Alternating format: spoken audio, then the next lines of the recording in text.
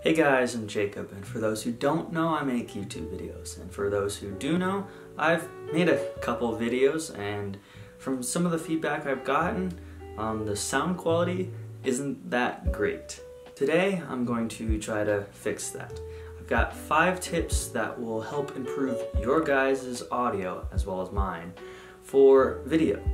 Now, I'm not a professional, so this is just what I've learned so far. So currently we are just using the internal mics on the Canon 80D. So it is a ways away, so you might want to add a microphone on top of the camera to amplify the sound and have it more direct towards the speaker. So let's do that right now.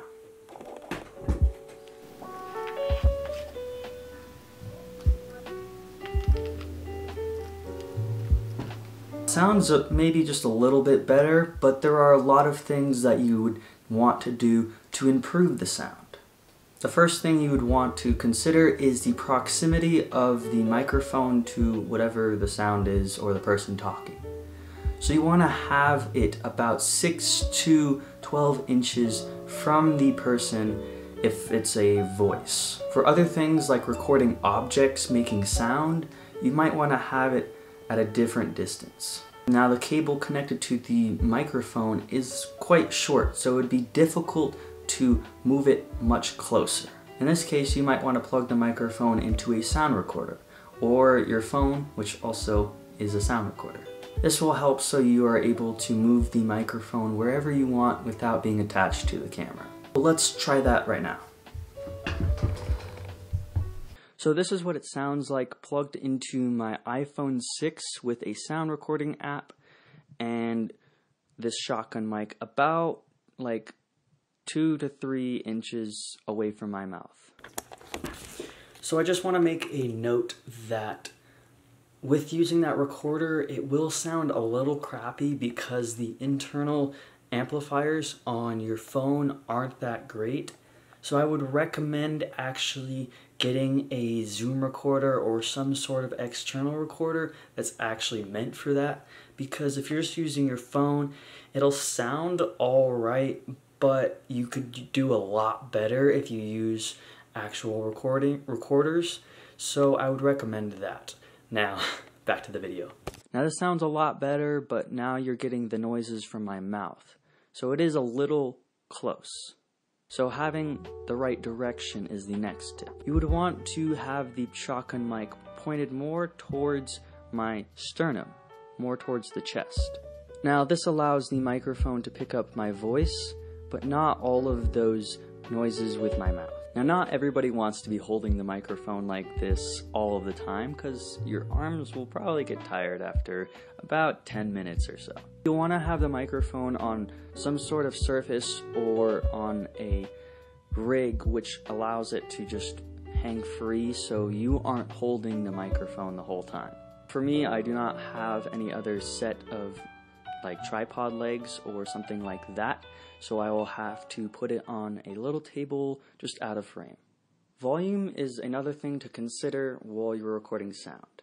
It might seem simple, but you will want to have your levels very comfortable so when people are viewing your video, they aren't always trying to change the volume up and down because maybe the music is too loud or your voice is too quiet. For voices, you'll want to have them about from -6 to -12 dB, depending on the situation. A lot of the time, you'll just set the sound to just auto, and you won't really have the control of being able to set the sound to exactly what you want it to be. Now, background noises are often heard almost everywhere you are. So the 4th tip will be background noises. You want to cut down a lot of these noises, such as the air conditioning, maybe your fridge. It might be very loud and you're recording in the kitchen. Or your computer might just be running and it's just very loud and you can hear that in the background. You want to unplug or turn off any of these devices or anything that makes a lot of sound and can be heard in the background. Now, a lot of these noises you might be able to just cut out in editing. However, you want to record the cleanest audio now so you won't have to clean it as much later. Along with background noises, your scene is very influential when you're recording sound. When I was redoing my room, I took everything out of it, and the sound echoed along all of the walls. It's pretty echoey in here from what I'm noticing, but that'll be fixed when everything's back in the room. This is called reverb. We do not like reverb. This makes it sound like your audio was recorded maybe in like a tin can. So we want to be able to control that. So record the cleanest audio now, and if we want to make it sound like a tin can, we can do that afterwards in post. So for this, you would want to put up some paneling or some sort of blanketing to break down the echoing from these walls. Now you can't really diffuse all of the sound. However, you can do a good job by just putting up some blankets. I'm just going to use some tall lamps and then just put a blanket over them, and that'll help to break down the sound that would have been bouncing off the walls and giving us that reverb. So we've got the sound blankets up and it should sound a lot better. However, I'm not listening to the recording through headphones, so I don't really know exactly how they'll sound. That would be the more ideal situation, is to have either someone else or to listen to your scene before you record. That'll help to improve your audio so you'll be able to hear those little sounds that you want to cut out. This is also an example of what you don't want to do. You've got these two blankets in the shot and that kind of is distracting. So let's fix that with a little bit of reframing and a little bit of repositioning these blankets. So now that we've got the reframe shot, it should look and sound just a little bit better than what we initially started with. Now hopefully these tips were helpful for you guys and you were able to get something out of this, because sound is ultimately 75% of the video. So if you're able to improve that, you'll improve the video tremendously. If you guys like these videos, let me know in the comment section below.